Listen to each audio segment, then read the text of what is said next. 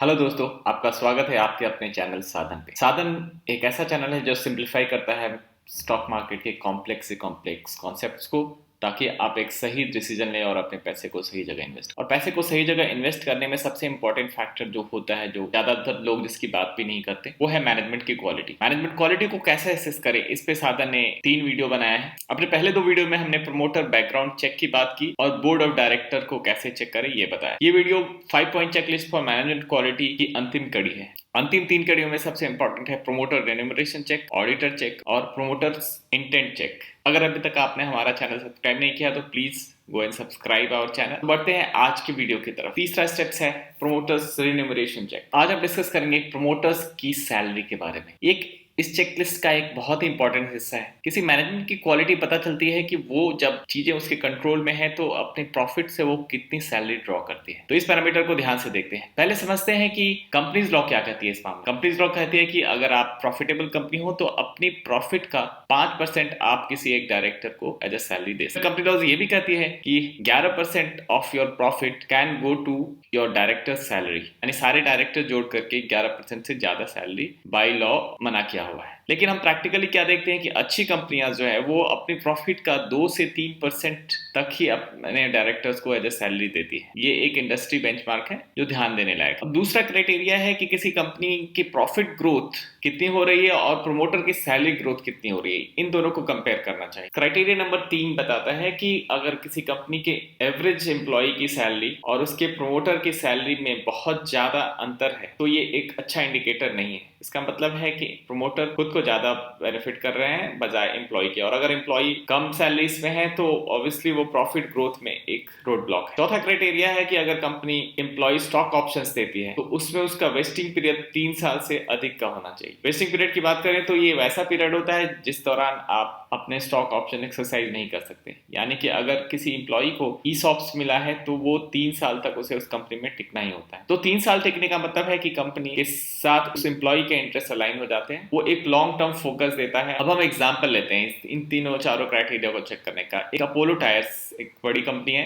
इनकी सैलरी 73 करोड़ से लेकर 87 करोड़ के बीच में रही है over a period of last 3 years. और कंपनी के प्रॉफिट का ये एक बहुत ही बड़ा हिस्सा यानी 10% से हर साल वो ज्यादा ड्रॉ कर रहे हैं। और किसी साल उन्होंने ये कंपनी लॉ की लिमिट भी ब्रीच की है 2018 में, जब उन्होंने रफली 12% की प्रॉफिट अपने डायरेक्टर को एज ए सैलरी दे दी। और अगर हम इंडस्ट्री बेंचमार्क की बात करें तो 4% का बेंचमार्क से ये काफी ज्यादा है। तो ये इस चेकलिस्ट पे अपोलो टायर्स खरा नहीं उतरता। अब क्राइटेरिया नंबर 3 की बात करते हैं। वो ये कहता है कि कंपनी के एम्प्लॉय की मीडियन सैलरी प्रमोटर की सैलरी से बहुत ज्यादा कम नहीं होना चाहिए। इस रेशियो में हम देखें कि प्रमोटर की सैलरी वर्सेस एम्प्लॉय की सैलरी अपोलो टायर्स के मामले में काफी ज्यादा रही है। ये जो नंबर प्लॉटेड है ये रेशियो है ओंकार कंवर जो मैनेजिंग डायरेक्टर हैं और नीरज कंवर जो उनके बेटे हैं और प्रमोटर डायरेक्टर हैं, उनकी सैलरी एक मीडियन सैलरी से। तो इन दोनों की सैलरी काफी ज्यादा है compare median salary of employee. 2017-18 में ये 1000 गुना के आसपास एक डायरेक्टर सैलरी ले रहा है किसी मीडियन एम्प्लॉय से, जो ये बताता है कि प्रमोटर डायरेक्टर का इंटरेस्ट सैलरी ड्रॉ करने में ज्यादा है। और ये एक मैनेजमेंट क्वालिटी पे एक क्वेश्चन मार्क देता है अपोलो टायर्स। अब बढ़ते हैं चौथे क्राइटेरिया की तरफ, ऑडिटर्स चेक। पहले मैं बता दूं कि ऑडिटर क्या ओपिनियन देते हैं। ऑडिटर के ओपिनियन 4 तरीके के होते हैं। सबसे ग्रीन ओपिनियन जो होता है वो उसे बोलते हैं क्लीन ओपिनियन। उसके बाद येलो फ्लैग्स चालू होते हैं क्वालिफाइड ओपिनियन का। तो ऑडिटर 2 और ओपिनियन देता है, जैसे एडवर्स ओपिनियन और डिस्क्लेमर ओपिनियन करते हैं। ये किसी भी मैनेजमेंट के ऊपर रेड क्वेश्चन मार्क्स होते हैं। तो हमें किसी कंपनी में इन्वेस्ट करने से पहले उनका एनुअल रिपोर्ट पढ़ना चाहिए और उसमें इंडिपेंडेंट ऑडिटर रिपोर्ट भी ध्यान से देखनी चाहिए, क्योंकि ओपिनियन मैटर्स। क्वालिफाइड ओपिनियन को जरूर पढ़ें। अगर रेड फ्लैग्स हैं इसका मतलब वो कंपनी बिल्कुल ही इन्वेस्टेबल नहीं है, क्योंकि इवन ऑडिटर को उन नंबर्स पे फेथ नहीं है। साथ ही ये पढ़ें कि ऑडिटर ने कंपनी के इंटरनल कंट्रोल की क्षमता के बारे में क्या टिप्पणी दी है। एक और चेकलिस्ट होता है कि अगर किसी कंपनी में ऑडिटर रिजाइन कर रहे हो before the completion of tenure, तो ये एक बहुत बड़ा रेड सिग्नल होता है। और न सिर्फ ऑडिटर बल्कि कंपनी सेक्रेटरी और कंप्लायंस ऑफिसर का रेजिग्नेशन भी सेम सिग्नल बताता है। एक रेड फ्लैग है जो बताता है कि शायद कंपनी के अकाउंटिंग में नियमों का उल्लंघन होने के कारण इन ऑफिसर्स ने रिजाइन किया। हम बात करते हैं मनपसंद बेवरेज की। जब उसके ऑडिटर ने 10 जुलाई 2019 को रिजाइन किया तो सेम डे उस कंपनी का स्टॉक 5% लोअर सर्किट पे लगा और उसके बाद दिनों तक वो स्टॉक गिरता रहा। ऐसा सेम हुआ रिलायंस कैपिटल में भी, जब उसके स्टैट्यूटरी ऑडिटर ने रिजाइन किया, और तलवलकर्स में भी लोअर सर्किट लगा जब उसके स्टैट ऑडिटर ने रिजाइन किया। तो एक बहुत ही बड़ा सिग्नल है। तो हम ऐसी कंपनियों में जहाँ पे रेजिग्नेशन आ रहे हैं ऑडिटर्स के या कंप्लायंस ऑफिसर के, उसमें इन्वेस्ट करने से बचें। अब पांचवा है प्रोमोटर्स इंटेंट चेक, जो सबसे जरूरी हिस्सा है। प्रोमोटर का इरादा क्या है और प्रोमोटर की क्षमता क्या है, इसका असेसमेंट करना बहुत जरूरी है। प्रोमोटर की क्षमता का अंदाजा हम फाइनेंशियल स्टेटमेंट से निकाल सकते हैं, और कंपनी की एबिलिटी को जानने का सबसे अच्छा तरीका है कैश फ्लो फ्रॉम ऑपरेशंस 10 सालों का जोड़े और उसे 10 साल के प्रॉफिट के साथ कंपेयर करें। ये आसपास के नंबर होने चाहिए। अगर कैश फ्लो फ्रॉम ऑपरेशन 100 है और प्रॉफिट 200 है, इसका मतलब कि 200 की प्रॉफिट तो दिखाई जा रही है, बट कंपनी 100 रुपए का कैश ही कलेक्ट कर पा रही है, जो एक बहुत ही बड़ा मिसमैच है। इस मिसमैच से पता चलता है कि प्रोमोटर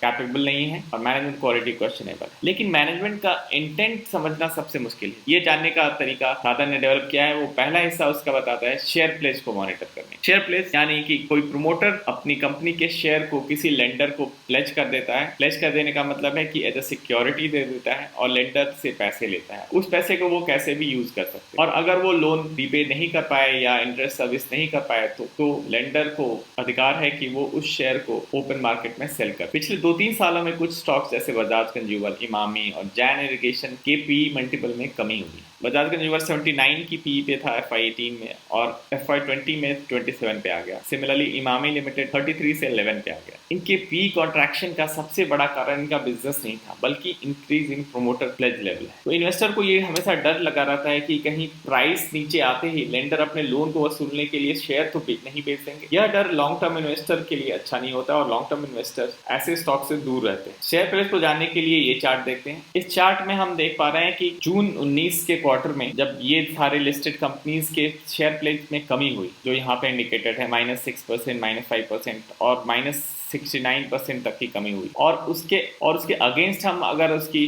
राइज देखें, स्टॉक में जो राइज हुई उनके 52 वीक लो से काफी ज्यादा राइज। कंपनीज ने शेयर प्लेज कम यानी प्लेज रिलीज करवाई और उनकी शेयर प्राइस बढ़नी शुरू हुई। तो ये बताता है कि शेयर प्लेज एक बहुत ही अच्छा इंडिकेटर है किसी प्रोमोटर की इंटेंट। प्रोमोटर लिस्टेड शेयर के मामले में ज्यादा सीरियस है और उसे गिरवी रख करके लोन नहीं ले रहा है और ज्यादा रिस्क नहीं ले रहा। इससे ये भी पता चलता है कि प्रोमोटर अपने मेन काम पर फोकस है, ना कि वो मेन शेयर को गिरवी रखकर उस पर कोई दूसरे बिजनेस को सेटअप करने में लगा। तो क्राइटेरिया 1 है किसी प्रोमोटर का 15% से अधिक शेयर प्लेज हो तो उन स्टॉक्स में निवेश करने से बचें। साथ ही पता करें कि प्रोमोटर ने शेयर प्लेज से उसका इस्तेमाल कहाँ किया। वो ऐसे बिजनेस में तो नहीं लगाया जो कि जहां उन्हें बार बार शेयर प्लेज करने की जरूरत पड़े और उस स्टॉक के ऊपर एक नेगेटिव ओवरहैंग बनने का खतरा रहता है। अब दूसरा क्राइटेरिया जो प्रोमोटर इंटेंट चेक करने में हमारी हेल्प करेगा वो है रिलेटेड पार्टी ट्रांजैक्शन। वो प्रोमोटर अपनी कंपनी के फंड का उपयोग सेल्फ ओन्ड कंपनी जिसे रिलेटेड पार्टी कहते हैं उसके लिए भी कर सकते हैं। तो हमें ये जानना जरूरी होता है क्या वो मेन कंपनी से पैसे लेकर के रिलेटेड पार्टी में ट्रांसफर कर रहे हैं। लिस्टेड कंपनी के प्रोमोटर अपने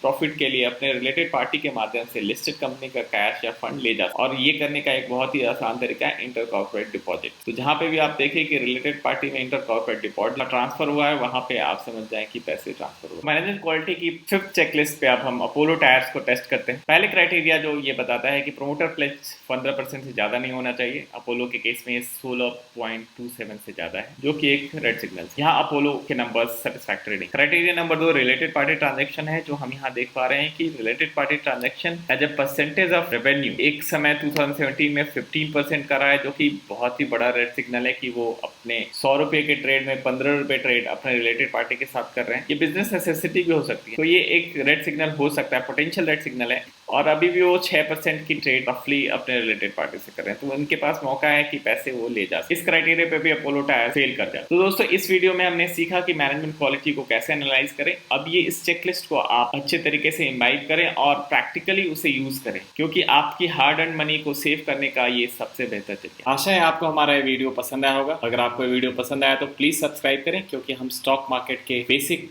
सूत्र को आपके सामने प्रस्तुत करने वाले हैं। इसलिए प्लीज सब्सक्राइब। Thank you.